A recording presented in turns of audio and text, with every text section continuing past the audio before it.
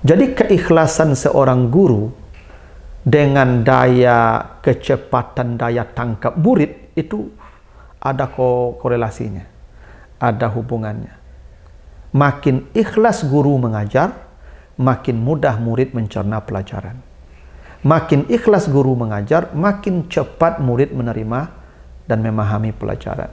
Makin sempurna ikhlas seorang guru, makin cepat dan singkat pula ya cara murid memperoleh apa yang disampaikan guru. Mengurai rahasia Al-Quran melalui makna dan mabna.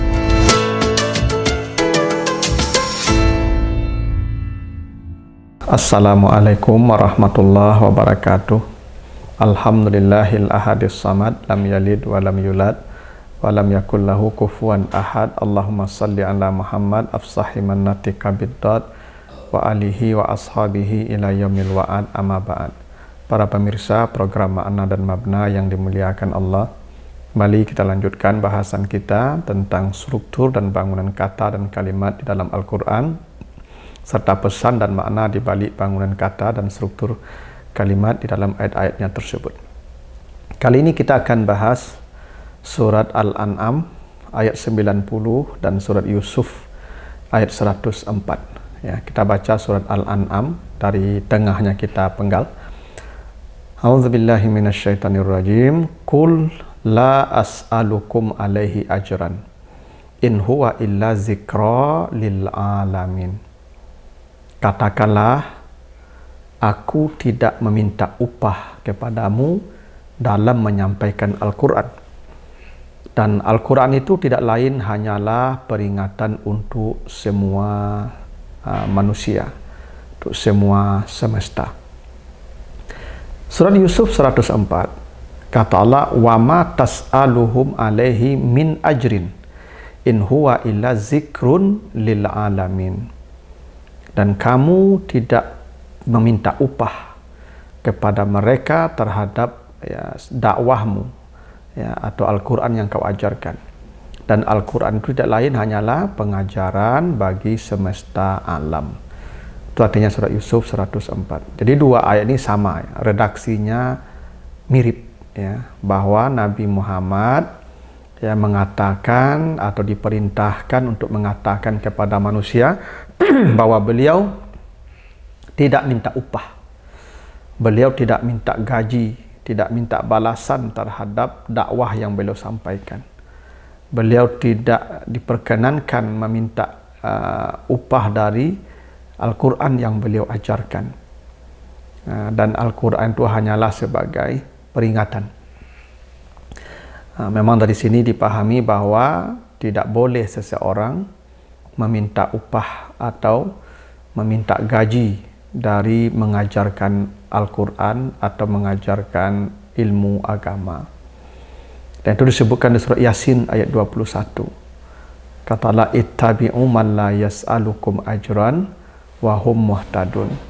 Ikutilah orang-orang yang tidak meminta upah dari dakwahnya, karena mereka lah orang-orang yang sudah mendapat hidayah. Jadi meminta upah memang tidak boleh. Ya, guru-guru mengaji, makanya zaman dahulu orang mengaji, mengajar Al-Quran itu tidak diberi gaji, tapi bayar beli minyak saja namanya. Ya, ganti beli minyak yang habis dalam belajar itu. Nah, memang tidak boleh minta gaji, tapi walaupun tidak boleh meminta gaji, meminta upah, tapi dia boleh menerima sedekah. Karena itu para jamaah kepada guru-guru agama, guru-guru mengaji, walaupun mereka tidak dibenarkan meminta upah, memasang tarif dalam aktivitas dakwahnya, tapi jamaah boleh bersedekah kepadanya, karena bagaimanapun para juru dakwah, para guru-guru agama, mereka juga butuh kehidupan untuk mereka dan keluarga mereka. Tapi prinsipnya memang tidak dibenarkan meminta upah. Dan Nabi begitu, qul la as'alukum alaihi ajran, di ayat surat Yusuf, ma tas'aluhum alaihi min ajrin. Nah, secara redaksional ada hal yang menarik dari kedua ayat ini kalau kita perbandingkannya. Pertama, surat Al-An'am itu nafinya menggunakan la. La as'alukum. Nafinya la ya. Ini sama-sama Nabi Muhammad, tapi nafinya atau negasinya itu beda. Kalau Al-An'am itu la as'alukum, pakai la ya. Kalau surat Yusuf itu menggunakan ma tas'aluhu. Apa bedanya? La itu nafinya istiqbal namanya, nafi untuk sesuatu yang akan terjadi. La itu sesuatu yang sifatnya akan terjadi. Kalau ma itu negasi untuk madi, sesuatu yang sudah terjadi. Dengan begitu, negasi di surat Yusuf lebih kuat daripada negasi di surat Al-An'am. Jadi tidak minta upahnya Nabi di surat Yusuf lebih kuat, lebih pasti daripada tidak minta upahnya beliau di surat Al-An'am. Karena di surat Yusuf tidak minta upahnya, tidaknya untuk sesuatu yang sudah terjadi. Kalau di surat Al-An'am tidak minta upah, tidaknya untuk sesuatu yang akan terjadi. Tentu sesuatu yang sudah terjadi itu lebih kuat karena memang sudah terjadi, sudah pasti sifatnya. Kalau yang akan terjadi, yang akan datang, ya bisa terjadi, bisa tidak. Di situ dipahami ya keikhlasan di surat Yusuf lebih kuat daripada keikhlasan di surat Al-An'am. Kira-kira begitu redaksi. Walaupun ini satu orang nih Nabi Muhammad, tapi redaksinya beda. Dua, di surat Al-An'am itu tanpa min, tidak minta upahnya tanpa min. La as'alukum alaihi ajran. Saya tidak minta kepada kalian upah. Itu tidak ada minnya. Ajran. Langsung itu maf'ulnya. Tapi kalau di surat Yusuf, itu ada min. Ma tas'aluhum alaihi min ajrin. Ditambah huruf min. Min ajrin. Apa bedanya? Ya bedanya pada kekuatan negasinya. Kalau tanpa min berarti negasinya biasa. Tapi kalau pakai min taukid. Nah, karena min itu ya dia tujuannya ziyadah. Ya, ziyadah itu maknanya taukid. Ya, dia taukid. Ya, tidak ada muta'alaknya, tempat bergantungnya enggak ada. Seperti kalimat wa kafa billahi syahida. Wa kafa billah itu bi itu maknanya ziyadah itu apa? Bi ziyadah itu hanya tambahan saja. Sebenarnya bisa tanpa bi, wa kafallahu syahida bisa. Tapi bi itu maknanya ziyadah karena dalam kaidah semantik disebutkan begitu. Ziyadatu al-mabna tadullu ala ziyadati al-makna. Kalau bertambah bangunan kata berarti bertambah pula kekuatan pada makna. Kalau bertambah struktur kata, struktur kalimat, berarti bertambah pula struktur maknanya, kira-kira begitu. Jadi ketika dikatakan matas aluhum alaihi min ajrin, itu artinya saya tidak minta upah sekecil apapun, nah, kira-kira begitu. Kalau la as'alukum alaihi ajran, saya tidak minta upah, mungkin upah yang besar yang tidak diminta, tapi upah yang kecil-kecil mungkin bisa jadi diminta. Kalau digunakan min ajrin, saya tidak minta upah dari yang besar hingga yang terkecil sekalipun. Tapi kalau dikatakan la as'alukum alaihi ajran, mungkin upah yang besar-besar yang tidak diminta, atau yang kecil yang tidak diminta. Yang besar bisa jadi, atau yang besarnya yang tidak diminta, yang kecil bisa jadi. Tapi kalau la as'alukum min ajrin, itu beda lagi maksudnya. Latas wa matas aluhum alaihi min ajrin, pakai min, itu lebih kuat, negasinya itu lebih kuat. Benar-benar tidak pernah saya minta upah. Karena itu dipahami keikhlasan di surat Yusuf itu lebih kuat, ya, lebih sempurna daripada keikhlasan di surat Al-An'am. 3.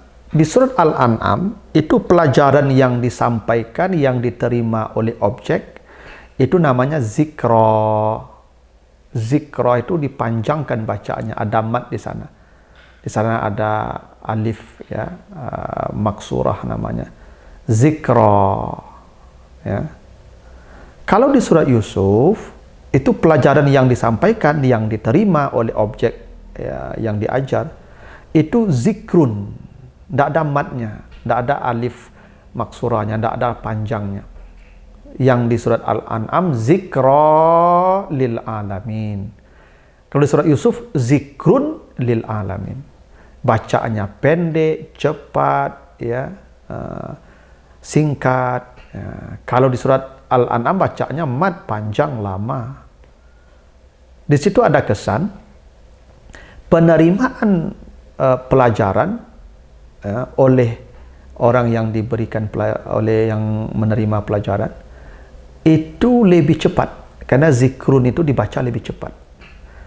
Sementara penerimaan nasihat dan pelajaran di surat Al-An'am itu lebih panjang, lebih lama waktunya karena itu dibaca zikra lebih lama, lebih panjang. Kenapa begitu? Ya. Karena tadi keikhlasan di surat Yusuf lebih sempurna. Karena di situ ada ma, negasinya madi, past tense, ada min sebagai ziyadah penegasan, benar-benar tidak minta upah. Sementara di Al-An'am itu tingkat keikhlasannya lebih rendah. Dalam tanda kutip kalau dibandingkan dengan ya di surat Yusuf. Nah, kenapa di surat Yusuf zikrunnya lebih pendek, tidak dibaca mat? Ada isyarat makin tinggi keikhlasan yang mengajar, makin cepat pelajaran diterima oleh yang diajar. Kira-kira begitu maksudnya. Makin sempurna keikhlasan seorang guru, makin mudah dan makin cepat murid-murid menerima pelajaran. Jadi keikhlasan seorang guru dengan daya kecepatan, daya tangkap murid itu ada korelasinya, ada hubungannya. Makin ikhlas guru mengajar, makin mudah murid mencerna pelajaran. Makin ikhlas guru mengajar, makin cepat murid menerima dan memahami pelajaran. Makin sempurna ikhlas seorang guru, makin cepat dan singkat pula ya cara murid memperoleh apa yang disampaikan guru. Itu kenapa ketika keikhlasan guru itu tidak maksimal, maka dibacanya zikra, penerimaan nasihatnya pun lebih lama, lebih lambat ya. Kenapa? Karena ikhlasnya seorang guru dengan kecepatan daya tangkap seorang murid itu berbanding lurus. Itu punya hubungan yang sangat erat. Nah, karena itu para guru ya, kalau Anda semua ingin murid-murid Anda, mahasiswa Anda lebih mudah dan lebih cepat menangkap pelajaran yang Anda sampaikan, kuncinya ada pada keikhlasan kita dalam mengajar. Semakin ikhlas kita mengajar, semakin cepatlah pelajaran itu diserap dan dipahami, diterima oleh orang-orang yang kita didik dan kita ajar. Begitu, mudah-mudahan ada manfaatnya. Lebih kurang mohon maaf. Wassalamualaikum warahmatullahi wabarakatuh.